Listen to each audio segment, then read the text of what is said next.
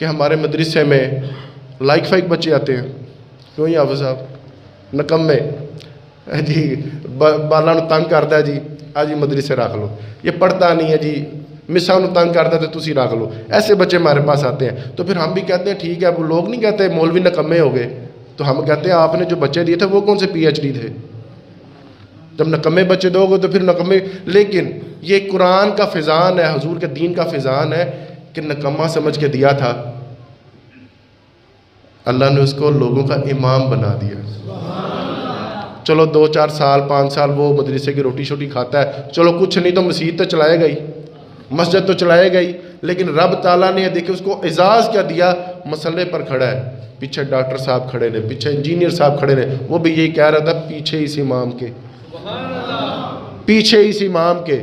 وہ یہ کیوں نہیں کہتا پیچھے اس نکمے بچے کے، وہ بھی یہی کہہ رہے ہوتے ہیں پیچھے اس امام کے۔ وہ سونا بچہ جو پڑھنے والا تھا، جو لائق تھا، جس کا ذہن کھلا ہوا تھا، وہ بچہ ہم سکولوں میں دے دیتے ہیں اور وہ پڑھ کے افسر بن جاتا ہے، جس کو قل ہو اللہ بھی نہ پڑھنی آتی ہو، اور پھر وہ اپنے ماں باپ کا جنازہ بھی نہ پڑھانے کے لائق ہوتا ہو۔ اور میں نے یہاں تک منظر دیکھا، ہمارے مدرسے کی بات ہے، 2008-9 کی بات ہوگی، ایک لنگڑا حافظ تھا، اسے چلا بھی صحیح طرح سے نہیں جاتا تھا، کند ذہن تھا، غلطیاں بہت تھی، زبان میں لکنت تھی۔ اس کا باپ فوت ہوا اور ہمیں تب پتہ چلا کہ اس کا ایک بھائی کوئی افسر بھی ہے، وہ جناب 2-4 گارڈ اور پروٹوکول آیا، باپ کی قبر ہے، ہم تدفین کر کے پیچھے کھڑے ہو گئے، تو وہ جناب پیچھے ہو جاؤ جی، پیچھے ہو جاؤ، صاحب ہونی آ رہے نے، صاحب ہونی آئے نے، وہ بس ایسے کر کے تو پھر جی وہ ٹائلیں لگوا دی۔ میں 2 منٹ کے لیے سوچا یار یہ ٹائلوں کی ضرورت تھی اس کے ابے کو؟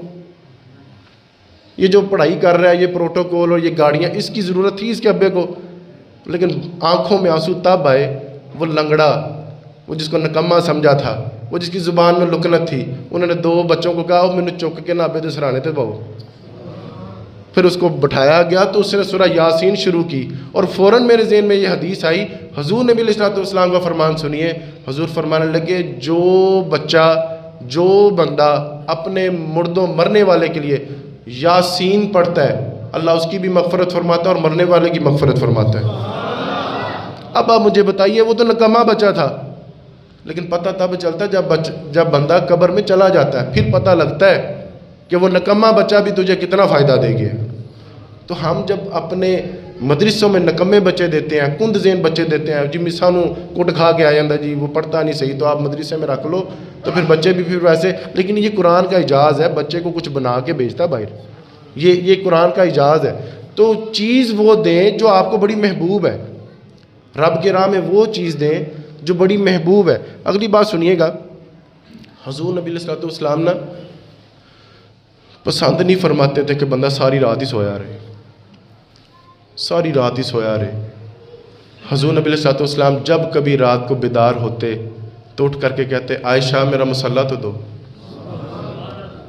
یا رسول اللہ سارا دن آپ نے تبلیغ کیا ہے، جنگیں لڑی ہیں، ساری دن آپ کی مصروفیت ہے، رات کو کسی پہر آپ کی آنکھ لگی تھی اور آپ اٹھتے ہی کہتے ہیں عائشہ میرا مصلی دو۔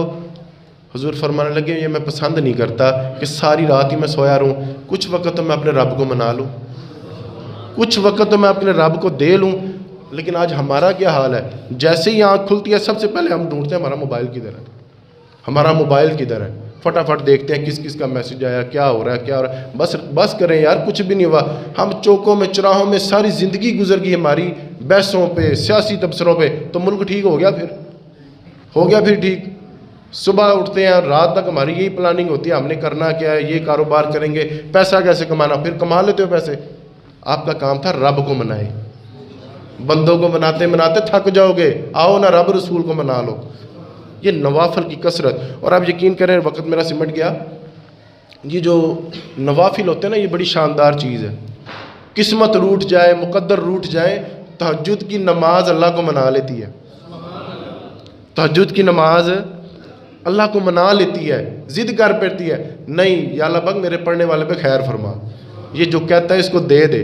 تو یہ تہجد کی نماز، نوافل، کثرت نوافل، یہ آپ کو منا دیجیے۔ جو شب قدر کے مواقع آتے ہیں نا، شب قدر کے، شب برات کے، شب معراج کے، یہ بیسیکلی چانس ہوتا ہے۔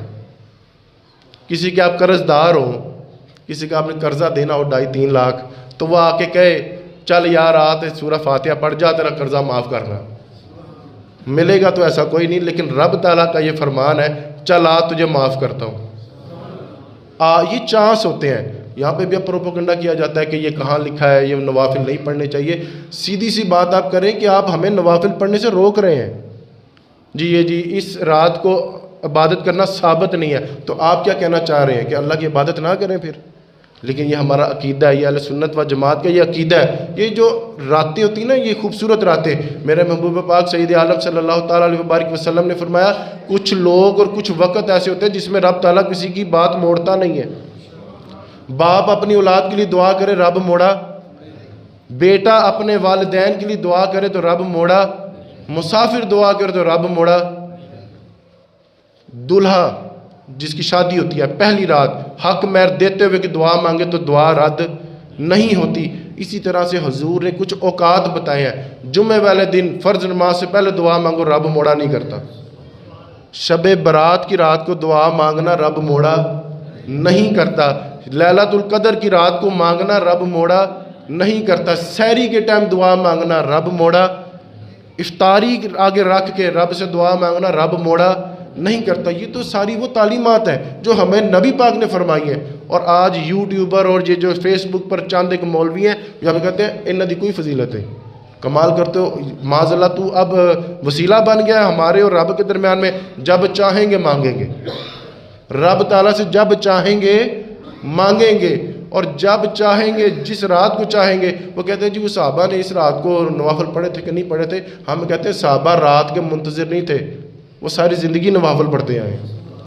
انہوں نے یہ تو اللہ تعالیٰ ہمارے لیے آسانیاں کر رہا ہے کہ چلو یہ رات بڑی برکتوں والی ہے، یہ شب برات، یہ اتوار